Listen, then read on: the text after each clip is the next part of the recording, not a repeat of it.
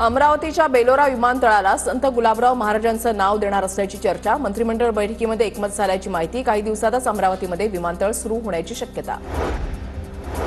सिंधुदुर्गमध्ये काजू पीक पाहणीसाठी ब्राझीलची टीम येणार। वाया जाणाऱ्या काजूच्या बोंडांचा ब्राझीलमध्ये वापर होणार। दरम्यान काजू बोंडावर प्रक्रियेनंतर चांगला दर मिळण्याची अपेक्षा।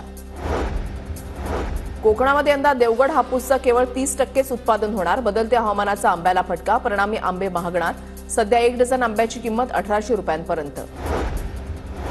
नांदेडमध्ये गहू काढणीला सुरुवात, दरामध्ये अस्थिरता, गव्हाची विक्री करायची की साठवणूक, पुन्हा शेतकरी संभ्रमात। नांदेडच्या हदगाव तालुक्यामध्ये हरिण, रानडुक्कर, काळवीट प्राण्यांकडून पिकांचं नुकसान, रात्रंदिवस शेतकऱ्यांना द्यावा लागतोय पहारा। वन विभागाने पंचनामे करून आर्थिक मदत करण्याची मागणी। कोपरगाव तालुक्यामधल्या कासली शिवारामध्ये एका 20 वर्ष विवाहितेचा मृतदेह वाहत्या पाटामध्ये आढळल्यानं खळबळ। 6 मार्चला नातेवाईकांची महिला बेपत्ता झाल्याची तक्रार। सांगली जिल्हा मध्यवर्ती बँकेकडून थकीत कर्ज वसुलीसाठी कारवाईचा। जिल्हा मध्यवर्ती बँकेच्या बिगर शेतीचे 1016 कोटींचे थकबाकी, 4500 जणांवर वसुलीसाठी जिल्हा बँकेची कारवाई।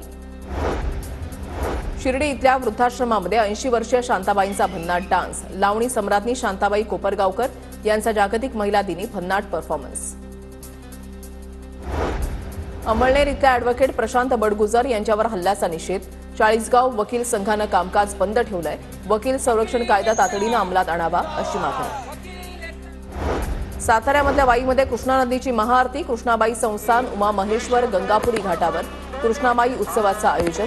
आरतीसाठी मोठ्या संख्येनं भाविकांची उपस्थिती।